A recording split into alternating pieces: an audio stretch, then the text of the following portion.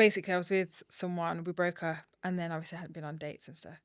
And I had this date, and I was like, what do we even talk about? So I swear I Googled first date questions and I had them in the bag. And then on the date, the guy was like, you got some really good questions. And I was like, yeah, because I did my research before I came around the date. Because not that I didn't have confidence, but I was just like, what if we're stuck for something to talk about? What if we don't have much in common? I want to have stuff in my toolbox to bring out Mm. so that we're not sitting here in silence and just eating food. Do you know what I mean? So I think it's down to practice and doing something often. So if you're a guy or a woman who doesn't have much confidence, it's constantly putting yourself out there, I think, to keep that confidence up. So on your IG, you lived in Dubai. All right, and in order to live in Dubai, you basically had to say, all right, so I'm from Birmingham, from England. I've lived in England my whole life. I'm going to take a chance and I'm going to move like 10,000 miles away to this other part of the world and I'm going to see what happens. I don't know nobody out there. Maybe you knew two people who already live there or something like that, but I don't. Who knows? Am I going to make friends? Am I going to get clients out there? Blah, blah, blah. You had to basically just do it. Most people will not actually do that because, like we speak about the comfort zone. It's called the comfort zone because it's like the zone of comfort, right? And something I've noticed about people is this. The main thing that kind of differentiates or separates children and adults is that children are just happy to make mistakes. They don't care at all. Like when I was learning to walk and when you were learning to talk, we messed up 55,000 times a day and then just got better and better and better. And then slowly just now, I'm not even thinking about the words I'm using in this sentence, but somehow they're just coming out of my brain without me consciously thinking about the words I'm going to say before I say it. That's crazy, but that's a result of all of the practice. And once people become adults, we decide, oh no, if I don't nail something the first time, I can't do it. I'm just going to fail. So, like, I coach men, right? And say you said just before we started recording, if you see me, come up to me. But for a guy to see you and come up to you, it's going to be quite nerve wracking. And in order to do it successfully, he's probably going to have to do it a bunch of times. What men think, and people in general, but especially around dating, it's like men think, well, I need to make sure that when I approach this woman, I've got all of my ducks in a row. That I've somehow. Yeah, why do they think that? Are you aware of the level of power you have over a man's self esteem? I think I am because I don't shoot a guy down. I wouldn't, like, if you came up to me and Mm, we're in Tesco and say I go off looks and I'm just like, yeah, not for me, mm, before I even got to know you, mm, I wouldn't be like, oh, please don't talk to me. I wouldn't do the stush thing. mm. I would be polite. And if I really wasn't interested, then I'd say, I'm really sorry, I've got a guy, but I really like it. I really appreciate you coming up to me. So that can't knock your confidence because it's just the circumstance. But I think men have been broken down a lot by women where it's like, uh, they just, I don't know, they'll give like a negative comment maybe. Is that why? Yeah, no, it's not like, oh, I'm expecting she's gonna say something horrible and that horrible thing will crush me. It's not really that. It's more like I'm expecting rejection, whether the rejection is nice or not, and that will crush me.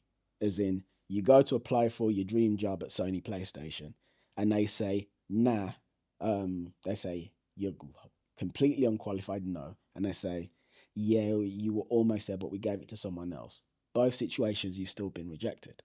And that rejection, whether it's nice or not, that speaks to core to the guy now because every man. It's cool. It is coming. Yeah. Go. Everybody sneezes.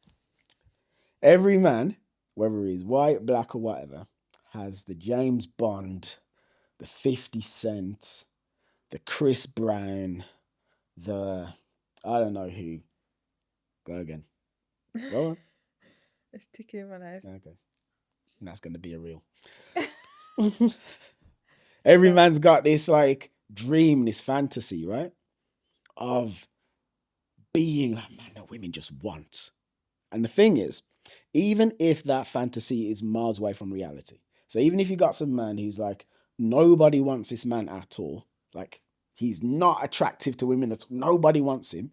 In his head, he's telling himself a version of events as to why he's in the situation that he's in, which is he can't really be bothered. These bitches ain't shit.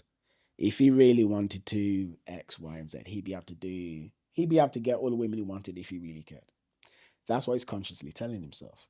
He's telling himself that because deep down he knows that he doesn't think he's good enough and that it actually hurts and that he's actually lonely and that when he's on his own, like pleasuring himself to erotic material, he feels like a loser because he's not there with a real woman. When he's in a bar and a club and he's seeing other men with women that he wants to talk to, that makes him feel bad. When he's on social media, he's thinking all of these things.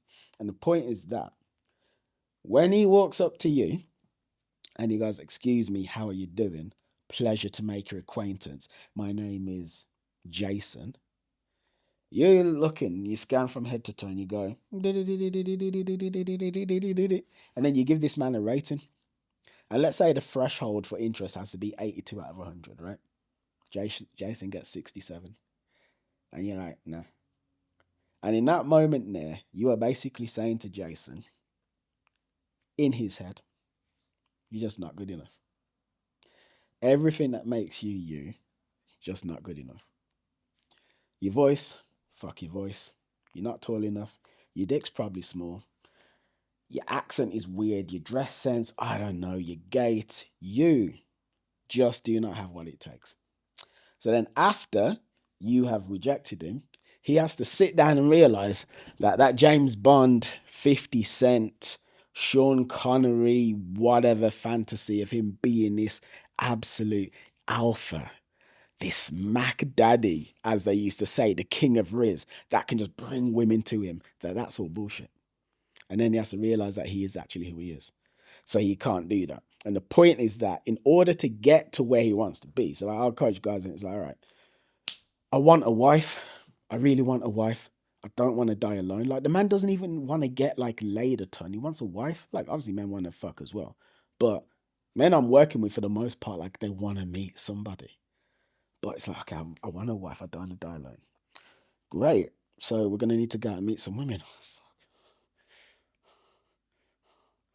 What's the big deal? Because like I need to know that I've got everything sorted before I speak to the woman. I need to like, okay, bro, like you see your job, yeah, yeah. Did you have your job nailed before you started working? And like, no, I had to, learn on the job and do training. Like, that's what this is like. But men attach, and people in general to different degrees and different topics, attach like so much importance to like getting things right and to not making a mistake.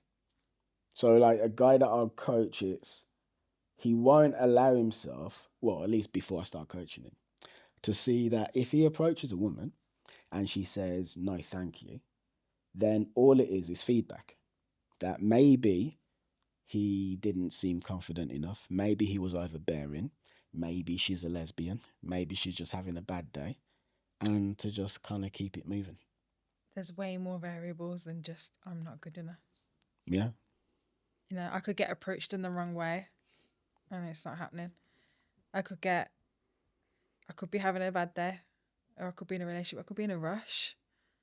There's so many things, do you know what I mean? So many variables that it's not all about they're not good enough. I'm curious about your job. Mm-hmm. Because as I understand, you take women who aren't too pleased with their bodies and then you have to give them that confidence and things like this. And I would imagine that women who come into you, if they confide in you, they're saying things like, I want to be able to have sex with the lights on, or I want to be able to wear a bikini, or I want to look as good as the women my boyfriend follows on social media, or whatever. I would imagine that these women encounter a lot of fear about doing things like going to a gym. There must be a lot of women who it's like, gosh, there's so many sexy bodies in this gym. Oh my God. And what's that girl? She's just wearing a sports bra. Oh my God. Oh, these men are a bit intimidating. I don't know if I go over there by the freeways. Oh, there's a big men over there. I don't want them to look at me. So is that something that you help them through?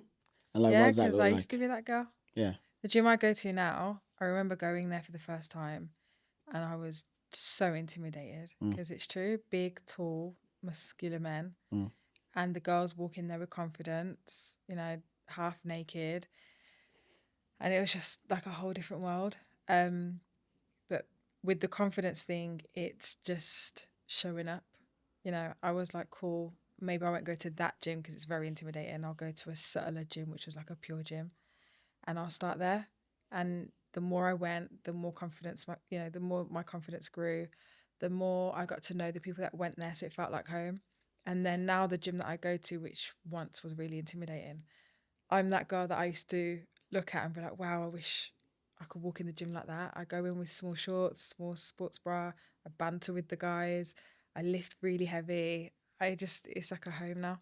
So the confidence part is just from taking the steps and what, why do you, it's almost like, why did I find that intimidating?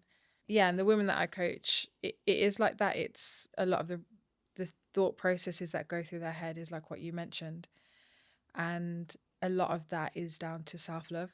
And something that a lot of women realize that I work with them is they have an idea of a weight that they want to be or a clothes size that they want to be, and they put self worth onto that value. And I've seen it happen a lot of times that when they get there, they're very happy and the self worth comes and the confidence comes. But I've also seen times where they get to the weight and they're like, wow, I thought I'd see this on the scales and be happy, but I'm not.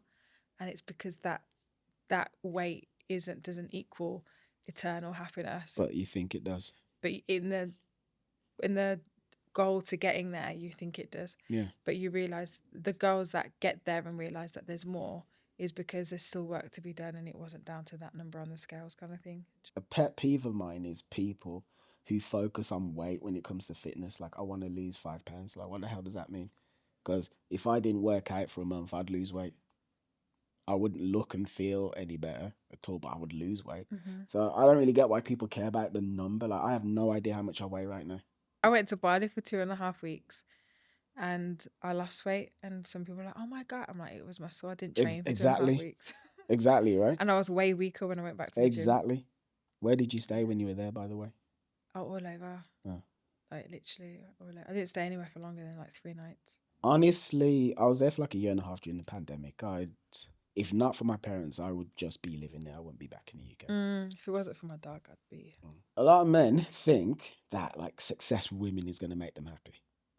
So, speaking about the James Bond fantasy, well, it's like when I achieve that James Bond fantasy, I will be happy. But I remember there was a time when I was like learning, right? I was going out and I was approaching this woman here and that woman there and going to bars and clubs. And I was quite concerted in I am trying to level up my skill set in this area of my life.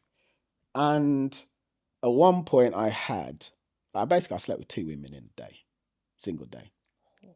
Yeah, right. Yeah. Not together, just in a day. Not together in a day. Hope you So washed your dick in I between. actually didn't, and here's the thing. Ew. Here's the thing. Here's the thing. And you're Right? saying it proudly, but yeah, carry on. No judgment. Yeah, we listen and we don't judge.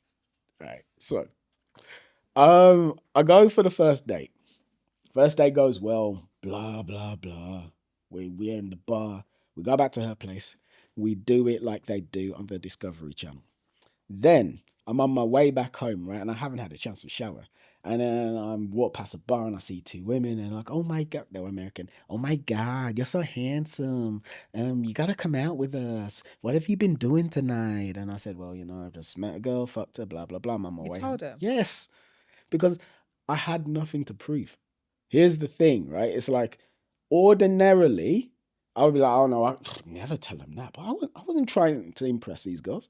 Like, look, I was fucked a girl. I'm on my way home. Have a great night. Just like that.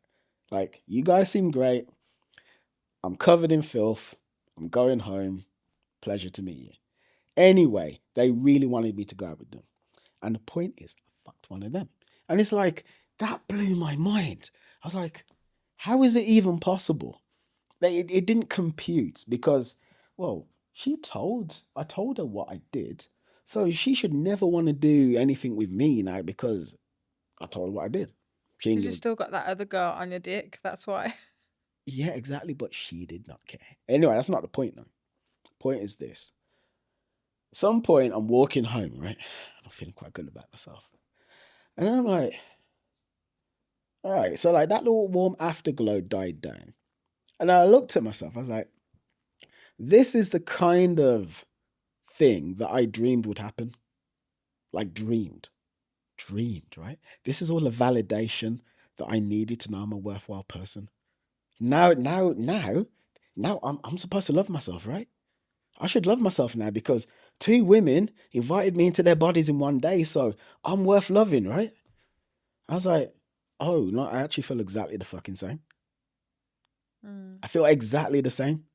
But the level to which I wanted something like that to happen before, like craved it. I need this. I really do. I need this so much. My life will be so much better when I have this thing. And then I got the thing, and it's like, well, I would rather have it than not. Don't get me wrong. Right? I'm not saying like it's Mm. nothing. I'm not saying I want to throw it away, but at the same time, I still feel exactly the same because actually it was all about this. Really. Always is. Yeah. And then if I'd have fixed this, I would have had situations like that occur more often in the past anyway. You know what I mean? Yeah. About 5 kids or something. Hmm? I said, and about 5 kids. Yeah, most likely.